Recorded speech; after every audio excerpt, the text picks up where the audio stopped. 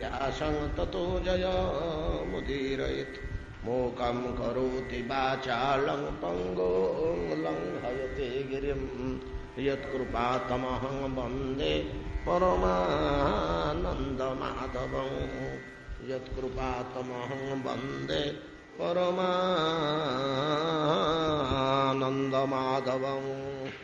त्वाष्ट्रस्य जन्मनिधनं पुत्रयश्चोदिते द्विजा दैत्येश्वरस्य चरितं प्रह्लादस्य महात्मनः मन्वन्तरानुकथनं गजेन्द्रस्य विमोक्षणं मन्वन्तरावताराश्च विष्णोर्हयशरादयः कौर्मं माच्छं नारसिंहं वामनं च जगतपते क्षीरोदमथनं तद्वत् अमृतार्थे दिवौकसां।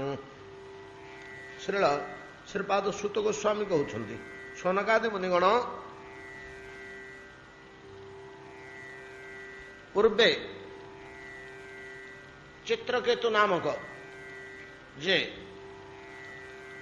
वैराग्यवान नारदंक उपदेश अंगिरांक उपदेश अशरीरी आत्मज्ञान लाभ करी परम वैराग्यवान तथा सेवक तत्व निष्ठापरायण अर्थात शंकर्षण उपासक बड़ ठाकुर उपासना जगन्नाथ बलभद्र बलभद्र उपासना बलभद्र मोर इष्ट देवता कहीं बलभद्र कृपा हेले मु जगन्नाथ को पाइबी जगन्नाथ कृपा हेले बलभद्र मिलती ये गोटे अद्भुत रहस्य सिद्धांत द्वैतवादर रही निगूढ़ से उपासना बल जदिओ परमा भगवत भक्ति से लाभ करते महान महान भक्त मान भितर चित्रकेतु परिगणित होते तथापि अनेक अनेक विद्या व्युत्पत्ति लाभ करिथिबा पूर्वरु करिथिबारु तार प्रभाव स्वरूप देह त्याग परे स्वर्गीय जीव विद्याधर कूलर अधिपति रूपे जन्म हेले स्वर्गरे जात हेले स्वर्गरे गोटे दलर अधिपति कम पदवी नुह स्वर्गर विद्याधर कूलर मुख्य हिसाब से परम सम्मान भोग विलास स्वर्ग तो भोग विलासर भूमि मणि विमान बुलू बुलू आम आलोचना करचे शंकर और पार्वती दर्शन और पार्वती अभिशाप चित्रकेतु आनंद से ही अभिशाप को मस्तक पाति ग्रहण करदे एत गला कथा तेणे कौन होमर पूर्ववर्ती कथा विचार करंतु इंद्र जो कार्यटी कले गोटे बर्बर निष्ठुर कठोर विवत्स स्वभाव लोकर हृदय मध्य वितृष्णा आस तुमर असमय पड़ी तुमको रक्षा करने को कही ना तमें गुरुदेव पाखे अपराध करी राक्षस मान द्वारा पीड़ित ही शोचनीय अवस्था प्राप्त होच करुण आर्त अवस्था ब्रह्मा को निवेदन करू गोटे योग्य लोक को बतईदे ब्रह्मा जा ताको मन की आण सी तुमको बंचेदब त्वष्टांग पुत्र विश्वरूप जाई गोड़ हाथ धरी अनुनय विनय कर आणिल से भी तुम पुतुरा भाईर पुओ कौन आदित्य माने 12 जन तो अदिति पेटर जन्म होती 12 भाई ता भर जड़े होती त्वष्टा त्वष्टांग पुत्र ये तुम इंद्र अग्नि वायु समस्ते त्वष्टांगर सान भाई तो सान भाई की बड़ भाई देखो कह किए आगे जन्म बसई बोधे त्वष्टा ज्येष्ठ एम व्यवस्वान होती परम ज्येष्ठ तापर त्वष्टा त्वष्टांग पुत्र विश्वरूप से कार्य थे तुमर तो किसी क्षति करना तुमको रक्षा करदे ना नहीं नारायण वर्म भाया जिन तुमको धरईदे ती जहाँ बृहस्पति पारि नथिले बर्तमान तुम जुआड़े गले निश्चिंत हेल्ले केते मु तुमको सब दृष्टि रखी ये बर्मटे पिंधेदेवी जे से केमती शक्तिशाली लोकटा देवता मानू नारायण वर्मटी पिंधेदेले कवचटी तो पिंधिक जुआड़े जाऊ जाओ अस्त्र शस्त्र शत्रु किसी तो भेदबनी तुम भितर को आउ कौन तुम कवच रक्षा कला सब बड़े महाशक्तिशाली कवच आउ ये जगत में कौन सी शक्ति नहीं से कवच को फटेब से कवच फाटिले तो तुम देह बाजब धूल टे तादृश भाव में सुरक्षा तुमको प्रदान कले हेले तमे एड़े कुछित कठोर जे तमे तार तीनटाक मस्तक को छेदन करदेल, गुरु रूपे वर्ण कल, आचार्य रूपे ग्रहण कल, तांको कृपारू बंचिल, पुनर्बार स्वर्ग सिंहासन फेरी पाइल।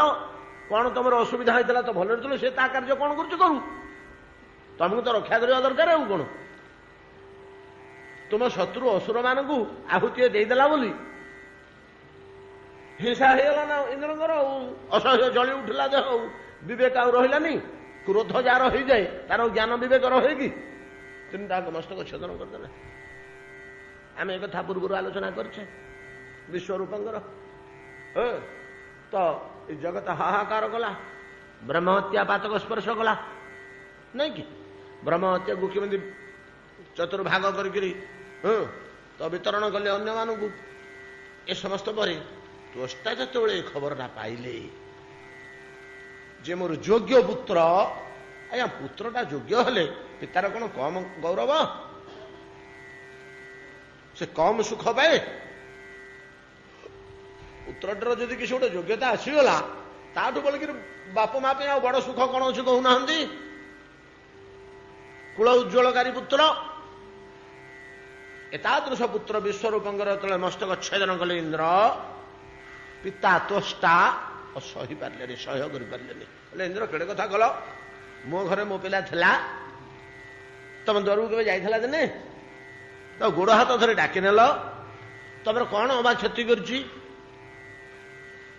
तुम कौन अबा क्षति करछि तुमर शत्रु असुर माने तुमर शत्रु हेले तार मामू तो ता मामू घर को से जीवनी तुम शत्रु है बोली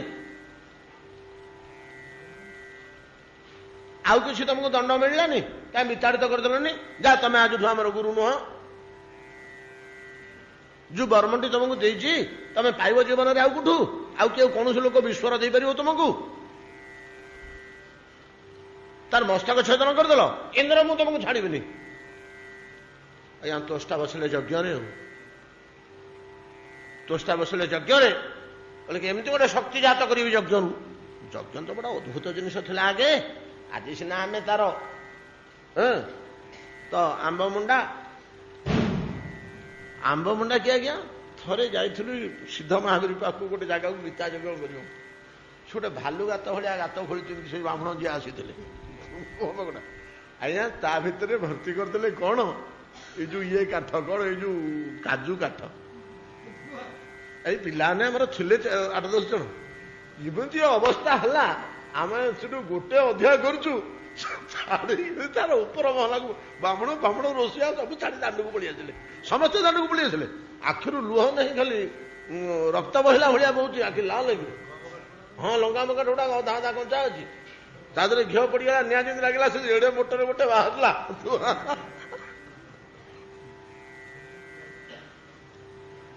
सी गोटे रहीगला जीवन में मोर श्रुति हिसाब से आसिलु कौन करवा ठाकुर फाकुर जाइए पंडा हरिका थे पाटी कले पाटी न कले हमनी से मत डरी मरिक पशिले से धूआं दराणी होकर मेघ भितर पशिला भाया से ठाकुर भर दराणी जहाँ हाथ में पड़ा धरिक पलि आसिले से उपरको नहीं गलु प्रभु पंडा समस्ते थे से उपरको नहीं गलु ऊपर तार छात उपर आम बोलू ब्राह्मण मानू तुम तमें तले यज्ञ करूथ आम उपर गीता पढ़ुचु तुम गोटे माइक दे दौ शुभुव तुम आहुति दौथु आम से ऊपर गीता छाड़ ये अवस्था को आसछि यज्ञ खाली यज्ञ नुह आमर सनातन संस्कृति अवस्था को आसी आम एपरी योग्य पुत्र योग्य दायक सनातन धर्मर गोटे मुसलमान को गोटे ख्रीस्टियान ता धर्म पे दरकार पड़े तार कलिजाटा काटिक दे पकेब आम दरकार पड़े ठाकुर कलिजाटा काटिक धरी पड़ू आम स्वार्थ पे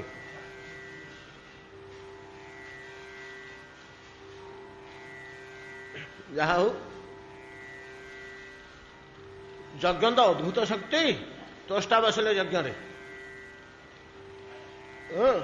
इंद्र को बद्ध करने निमंते दृढ़ प्रतिज्ञ भाव में कहले यज्ञ एमती गोटे शत्रु जात करी एपरी गोटे शक्ति जात करी जे मो पुत्र को बद्ध करी बद्ध कर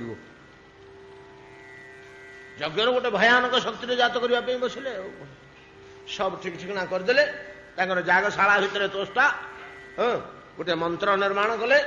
ମନ୍ତ୍ରଟିଏ ନିର୍ମାଣ କରି ଇନ୍ଦ୍ରଙ୍କର ବଦ୍ଧ କରିଲା ଭଳିଆ, ଇନ୍ଦ୍ରଙ୍କୁ ହତ୍ୟା କରିପାରିଲା ଭଳିଆ ଶକ୍ତିଟେ ଉତ୍ପନ୍ନ କରିବା ପାଇଁ ମନ୍ତ୍ର ନିର୍ମାଣ କରି ବସି ଯେତେବେଳେ ଆହୁତି ଆରମ୍ଭ କରିଦେଲେ, ମନ୍ତ୍ରଟି ନିର୍ମାଣ କଲେ କ'ଣ? ଇନ୍ଦ୍ର ଶତ୍ରୁର ବିବର୍ଧସ୍ୱ, ଇନ୍ଦ୍ର ଶତ୍ରୁର ବିବର୍ଧସ୍ୱ, ଇଏ ହେଲା ମନ୍ତ୍ର। ଇନ୍ଦ୍ର ଶତ୍ରୁ ତୁମେ ବୃଦ୍ଧି ପାଅ,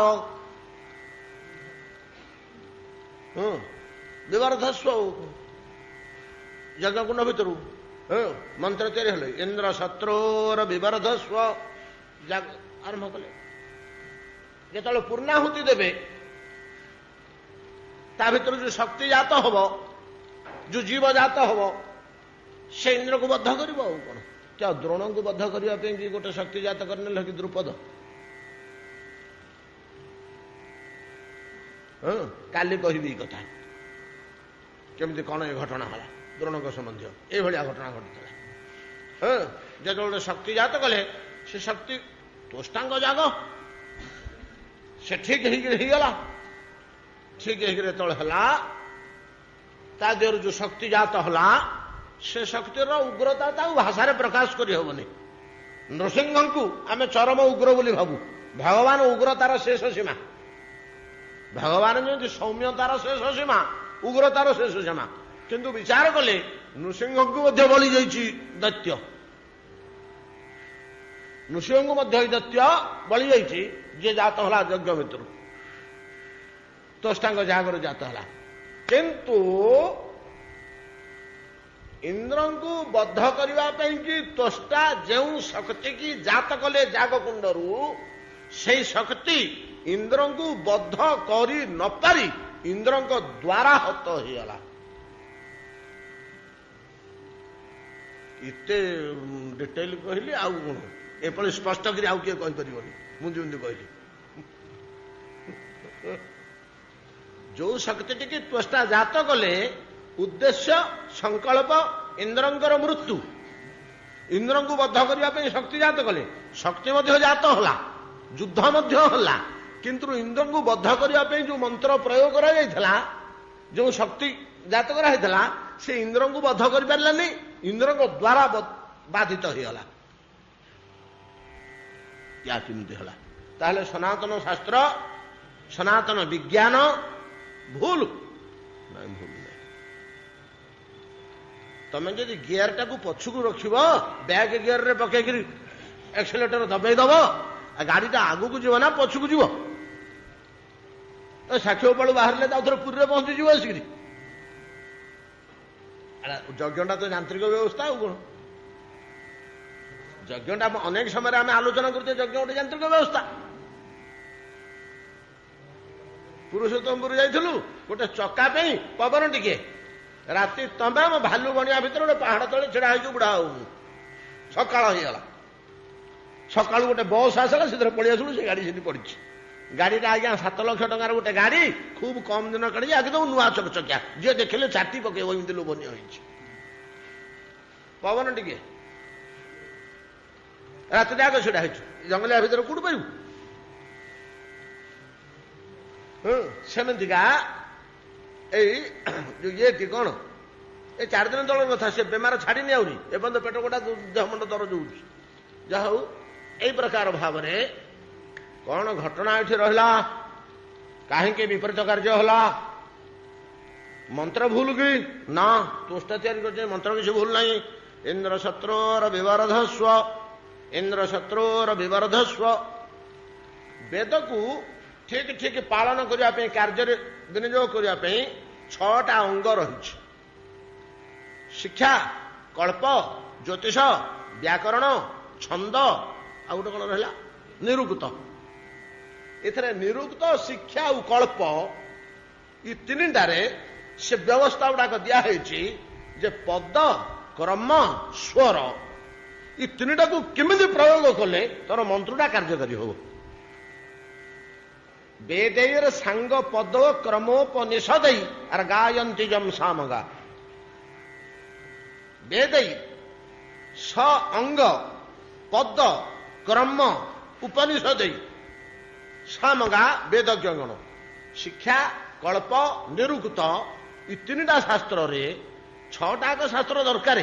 ଅନ୍ୟ ଗୁଡ଼ାକ ଜ୍ୟୋତିଷଟା କାଳ ନିର୍ଣ୍ଣୟ ନିମନ୍ତେ, ବ୍ୟାକରଣଟା ସନ୍ଧି ସମାସ ନିର୍ଣ୍ଣୟ ନିମନ୍ତେ, ଏମିତି କୋଉଥିପାଇଁ ଅଛି। କିନ୍ତୁ ଶିକ୍ଷା କଳ୍ପ ନିରୁକ୍ତ ୟା ଦେହରେ ପଦ କ୍ରମ ସ୍ୱର ଏଗୁଡ଼ାକ ଡିଟେଲ କହିବାକୁ ହେଲେ ବେଳ ନାହିଁ, ମତେ ସମୟ ହେଇଗଲାଣି ଯିବା ପାଇଁ। ଏତିକି ଶୁଣନ୍ତୁ, ଇନ୍ଦ୍ର ଶତ୍ରୁ ବିବର୍ଧସ୍ୱ ଯେତେବେଳେ ମନ୍ତ୍ର ଉଚ୍ଚାରଣ ହେଲା, ଅର୍ଥ ହେଲା କଣ ନା ଇନ୍ଦ୍ରସ୍ୟ ଶତ୍ରୁ ତ୍ୱଂ ବିବର୍ଧସ୍ୱ, ନାଇଁ କି? ଇନ୍ଦ୍ରସ୍ୟ ଶତ୍ରୁ, ହେ ଇନ୍ଦ୍ରର ଶତ୍ରୁ। ଶତ୍ରୁ କହିଲେ ଯିଏ ବଧ କରିବ, ଯିଏ ବଧ କରିବ ସେ ହଉଛି ଶତ୍ରୁ। ଇନ୍ଦ୍ରସ୍ୟ ଶତ୍ରୁ ତ୍ୱଂ ବିବର୍ଧସ୍ୱ କରିଦେଲେ। ଇନ୍ଦ୍ରସ୍ୟ ଶତ୍ରୁ କହିଲେ ଏଇଟା ହଉଛି ଇନ୍ଦ୍ର ଗୋଟେ ଶବ୍ଦ, ଶତ୍ରୁ ଗୋଟେ ଶବ୍ଦ, ପଦ ଦୁଇଟା ଅଲଗା। ଏ ଦିଟା ପଦକୁ ଏକ ପଦ କରିବାକୁ ହବ, ନାଇଁ କି? ସମାସରେ ଏଇଟା ଏକ ପଦ ହେଲା। ଇନ୍ଦ୍ର ଗୋଟିଏ ଅଲଗା ପଦ, ଶତ୍ରୁ ଗୋଟିଏ ଅଲଗା ପଦ। ଦିଟା ପଦକୁ ଯେତେବେଳେ ଏକାଠି କରାହେଲା ତାକୁ ସମାସରେ ବନ୍ଧା ହେଲା। ଏ ସମାସରେ ଯେତେବେଳେ ବନ୍ଧା ହେଲା, ସମାସଟାକୁ ଆମେ ଖୋଲିଲେ ହବ ଇନ୍ଦ୍ରସ୍ୟ ଶତ୍ରୁ, ଇନ୍ଦ୍ରଙ୍କର ଶତ୍ରୁ, ଇନ୍ଦ୍ରସ୍ୟ ଶତ୍ରୁ। ଇନ୍ଦ୍ରସ୍ୟ ଶତ୍ରୁ ବୋଲି ୟାକୁ ଯଦି ଅର୍ଥ କରାଯିବ ତାହେଲେ ଶିକ୍ଷାଶାସ୍ତ୍ର ଅନୁସାରେ ଯୋଉ ଶିକ୍ଷା କଳ୍ପ କହୁଥିଲି, ସ୍ୱର ପ୍ରୟୋଗ କରିବାକୁ ହବ। ସମାସରେ ସ୍ୱର ପ୍ରୟୋଗ ଅଛି। ସ୍ୱର ପ୍ରୟୋଗ କଣ ନା ସ୍ୱର 4 ପ୍ରକାରର। ଉଦାତ୍ତ, ଅନୁଦାତ୍ତ, ହ୍ରସ୍ୱ, ପ୍ଲୁତ, ସ୍ୱରିତ, 5ଟା।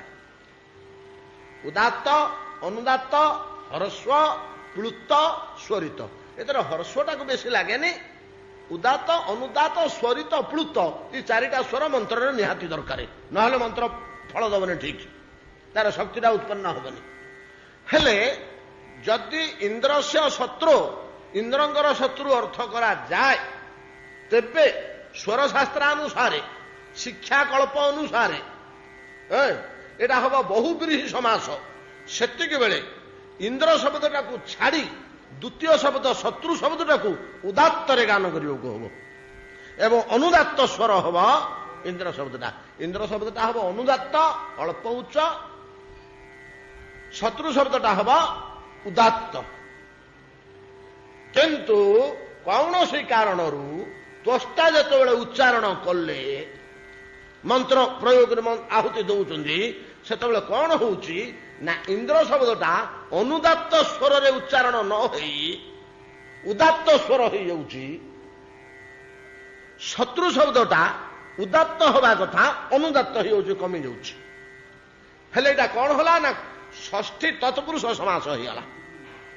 ନା ନା ଭୁଲ କହିଲି, ପୂର୍ବଟା ହେଲା ଷଷ୍ଠୀ ତତ୍ପୁରୁଷ। ଇନ୍ଦ୍ରସ୍ୟ, ସ୍ୟଟା ଷଷ୍ଠୀ ବିଭକ୍ତି, ଷଷ୍ଠୀ ତତ୍ପୁରୁଷ ସମାସ ହବା କଥା।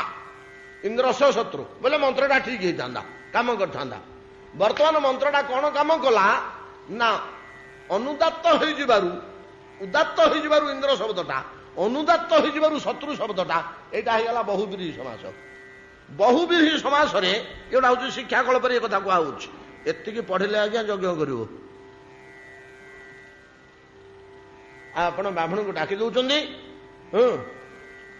ସେ କହୁଛି 40 ଟଙ୍କା, ଆପଣ କହୁଛନ୍ତି 10 ଟଙ୍କା, 25 ଟଙ୍କାରେ ଛିଡୁଛି। ସେ ଆସି କହୁଛି ବିଦ୍ୟୁତଞ୍ଚ ନୃପତଞ୍ଚ ନୈବ ତୁଲ୍ୟଙ୍କ ଦାଚନ ସ୍ୱାହା ସ୍ୱଦେଶେ ପୂଜ୍ୟତେ ରାଜା ସ୍ୱାହା। ପୁଅ ପାଠ ପଢିଲା ବେଳେ ଜାଣିଛନ୍ତି ଶୁଣିଛି, ସେ ଗୋଟାକ ଶ୍ଳୋକ ଜାଣିଛି। ଆଚ୍ଛା, ବର୍ତ୍ତମାନ ଯେତେବେଳେ ବହୁବ୍ରୀହି ସମାସ ହେଇଗଲା, ଏଟାକୁ କାଲି ଆଉ ଟିକେ ଡିଟେଲ କରି କହିବି। ଯେତେବେଳେ ବହୁବ୍ରୀହି ସମାସ ହେଇଗଲା, ସେତେବେଳେ ଅର୍ଥ କଣ ହେଲା? ଇନ୍ଦ୍ର ଶତ୍ରୁ ଯସ୍ୟ, ବହୁବ୍ରୀହି ସମାସରେ ଇନ୍ଦ୍ର ସ୍ୟ ଶତ୍ରୁ ଅର୍ଥ ହବା କଥା ବର୍ତ୍ତମାନ ହେଇଗଲା ସ୍ୱର ବଦଳି ଯିବାରୁ, ଉଦାତ ଅନୁଦାତ ହେଇଯିବାରୁ କଣ ହେଇଗଲା ନା ଇନ୍ଦ୍ର ଶତ୍ରୁ ଯସ୍ୟ ସହ ବିବର୍ଧତେ। ଇନ୍ଦ୍ର ଶତ୍ରୁ ଯସ୍ୟ, ଇନ୍ଦ୍ର ଯାହାକୁ ହତ୍ୟା କରିବାକୁ ସମର୍ଥ ହେବେ ସେ ଜାତ ହଉ। ବୁଝିପାରିଲେ? ଓଲଟା ଅର୍ଥ ଦିଆ। ଯେମିତି ଓଲଟା ଅର୍ଥ ହେଲା ଯୋଉ ଶକ୍ତି ଜାତ ହେଲା ସେ ଇନ୍ଦ୍ରଙ୍କୁ ହତ ନ କରି ଇନ୍ଦ୍ରଙ୍କ ଦ୍ୱାରା ତ୍ୱଷ୍ଟାଙ୍କର ଏ ଭୁଲ କାହିଁକି ହେଲା? ଏଟା ତ ହବା କଥା ନୁହଁ। ଆସନ୍ତାକାଲି ତ ହେଇପାରିବନି।